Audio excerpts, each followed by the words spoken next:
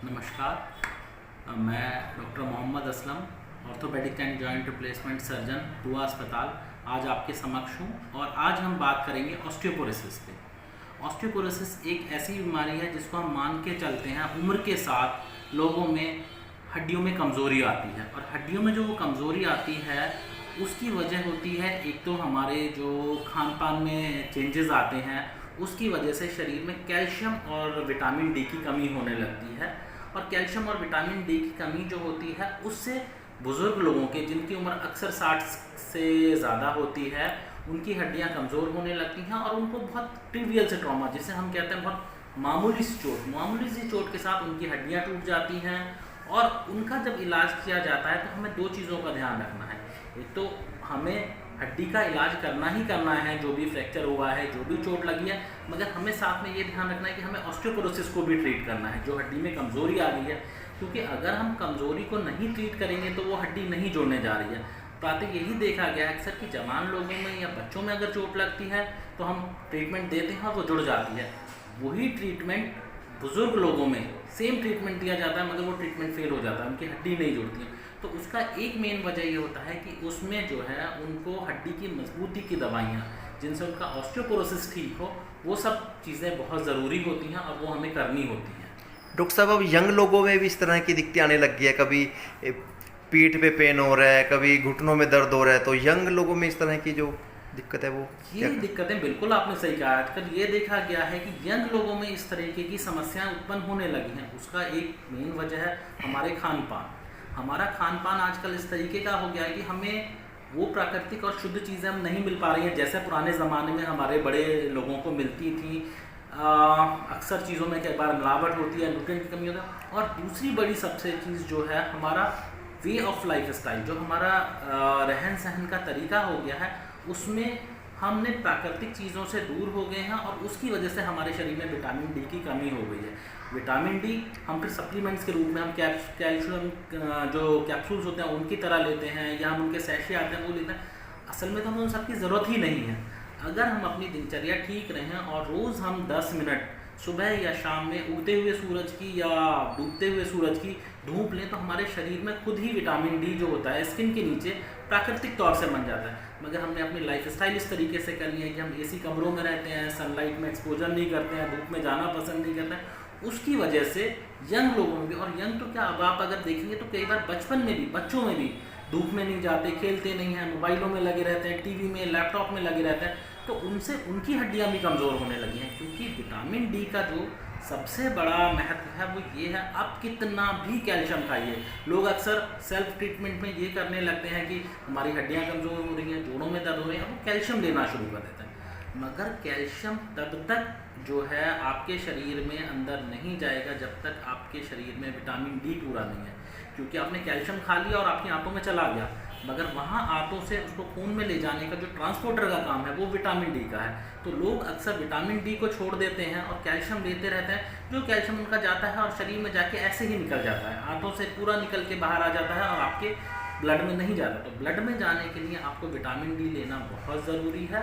तो ये बीमारियां बिल्कुल आप सही कह रहे हैं। अब है ना, यंग लोगों को भी वो कमर दर्द की परेशानी के साथ, घुटने दर्द की परेशानी के साथ आता है। और अक्सर उन केसेस में जो देखा जाता है, मेन रीज़न होता है कि उनके शरीर में कैल्शियम और विटामिन डी की कमी हो रही है, जिससे हड्डियाँ कमज़ोर हो रही हैं। हड्डियों में कहीं भी दर्द होता है तो ज़्यादातर लोग पहलवानों के पास जाते हैं जो मालिश वगैरह करते हैं, तो वो कितना सही है और कितना गलत है? वो बिल्कुल गलत है। लोग पहलवानों के पास जाते हैं, जैसे ही उन्हें चोट लगती है, अक्सर चोट में भी ताज़ी चोट लगती है, तो अगर हड्डी में भी चोट नहीं है, कोई फ्रैक्चर भी नहीं है, तो वो पहलवानों के पास जाते हैं और मालिश करवाते हैं। देखिए, जब भी कभी चोट लगती है और मांसपेशी फटती है तो उसको सबसे ज़्यादा आराम की ज़रूरत होती है। हम लोग कई बार हड्डी ना टूटने के बावजूद भी प्लास्टर लगाते हैं, तो उसका वजह होती है कि हम वहाँ की मांसपेशियों को आराम देना चाहते हैं। और जिन मांसपेशियों में चोट लगी है आप उनको रगड़ के और नुकसान पहुँचा रहे हैं। और अगर कहीं हड्डी की चोट लगी है और उसको रगड़ा जा रहा है तो वहाँ पे तो जो खून की नसें होती हैं, सुनपन की जो नसें होती हैं, उनमें चोट लग के और नुकसान होने का खतरा है। तो जब भी कभी आपको चोट लगती है, आपको किसी तरह का खिंचाव होता है, कहीं दर्द है, किसी पहलवान के पास नहीं जाएं। अपना जो भी आपके चिकित्सक हैं, हड्डी रोग विशेषज्ञ हैं, आप उनसे सलाह लें और उनकी सलाह पे पालन करें। पहलवान के पास या मालिश वालों के पास जाने से कई बार आप अपना नुकसान कर लें। हड्डियों में दर्द कम हो या उसको ख़त्म किया जाए, तो उसके लिए क्या उपचार सर, घर पे अगर कोई चाहे तो घर पे किस तरह के बिल्कुल उपचार? कर सकते हैं, और डॉक्टर की ज़रूरत तो बहुत बाद में एडवांस स्टेज में पड़ती है, क्योंकि ये सारी जो हड्डियाँ की बीमारियाँ, चोट लगने के अलावा, चोट लगना, एक्सीडेंट होना, हड्डी टूटना, वो तो एक आपका दुर्घटनावश होता है, लेकिन जो हड्डियों में दर्द की परेशानियाँ होती हैं, उसमें जो सबसे बड़ी वजह ये होती है, आप अपना खान पान को नेगलेक्ट कर रहे हैं, आप अपने खान पान पे पूरा ध्यान नहीं दे रहे हैं। तो आप पौष्टिक आहार लें, उस आहार में आपकी कैल्शियम ज़रूर होना चाहिए, और कैल्शियम की सबसे अच्छी जो आपके पास चीज़ है वो आप दूध लीजिए। अगर आप 1 गिलास दूध सुबह, 1 गिलास शाम ज़रूर लेते हैं, आप मलाई हटा के ले सकते हैं अगर आपको कोलेस्ट्रॉल या बाकी चीज़ों की चिकनाई युक्त की समस्या है, तो आप मलाई हटा के दूध लीजिए। मगर दूध सबसे पौष्टिक आहार है, 1 गिलास दूध ज़रूर आपकी डाइट में होना चाहिए। उससे भी अगर है तो आप है ना कुछ ऐसी फल सब्ज़ी जिनमें कि अच्छा कैल्शियम है, पनीर आप खा सकते हैं, वो सब चीज़ें लें तो आपकी कैल्शियम की कमी है। आप नियमित व्यायाम करिए, व्यायाम करने से आपकी हड्डियाँ मजबूत होती हैं। तो अगर आप कोई और एक्सरसाइज, बहुत सारे लोगों को कमर दर्द होता है कि हम झुक के कोई कसरत नहीं कर सकते या बाकी नहीं कर सकते, सबसे अच्छा व्यायाम है 45 मिनट का वॉक, ब्रिस्क वॉक करिए आप। इतनी मतलब वॉक की स्पीड इतनी होनी चाहिए कि आपको हल्का सा पसीना आ जाए। अगर आप ब्रिस्क वॉक 45 मिनट्स कर लेते हैं, that is the best exercise. वो आपके लिए सबसे अच्छी एक्सरसाइज है। ना उसमें आपको कोई वज़न उठाना है, ना और कोई चीज़ करना है, किसी जोड़ पे आपके दबाव नहीं आने जा रहा है, आपकी सबसे अच्छी एक्सरसाइज है।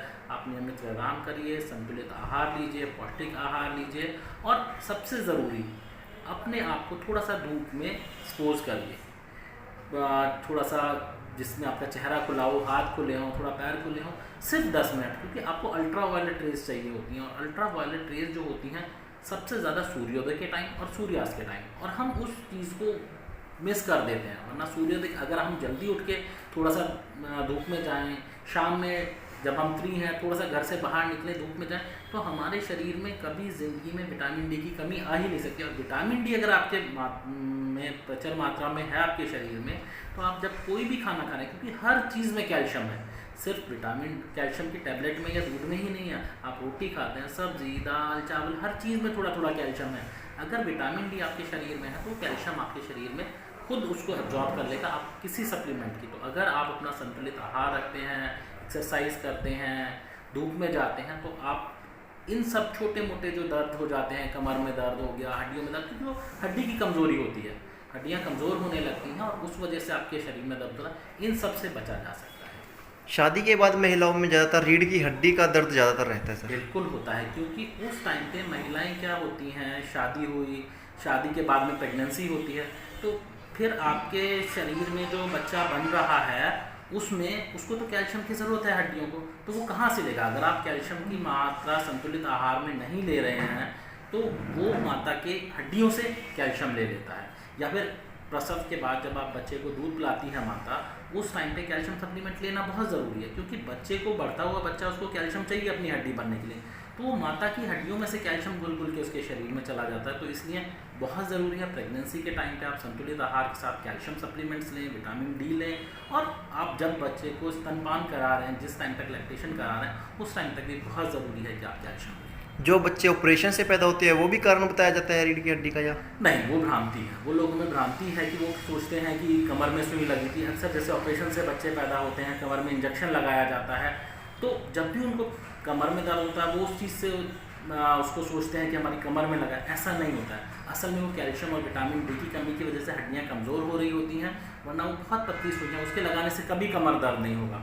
तो ये लोगों को भ्रांति दूर करनी चाहिए, और जब भी कमर में दर्द हो अपने डॉक्टर से जाके सलाह लें और कमर दर्द का या हड्डी की कमज़ोरी का इलाज करें। ये मान के ना बैठें कि हमने ऑपरेशन कराया था और उसमें हमें सुई लगी थी, उसकी वजह से हमारा दर्द हो गया था। डॉक्टर साहब, अगर आपसे कोई परामर्श करना चाहे फ़ोन के जरिए या आपसे यहाँ पे मिलने के लिए आना चाहे, तो कहाँ आप बैठते हो, कितने समय क्या रहता है आपका, और मोबाइल नंबर? मैं अपने दुआ हॉस्पिटल में जो है 10 बजे से 2 बजे तक ओपीडी में रहता हूँ, और उसके बाद शाम में मैं 5 से 7 अवेलेबल रहता हूँ। इमरजेंसी सर्विसेज तो किसी भी समय, हर समय 24 घंटे उपलब्ध हैं।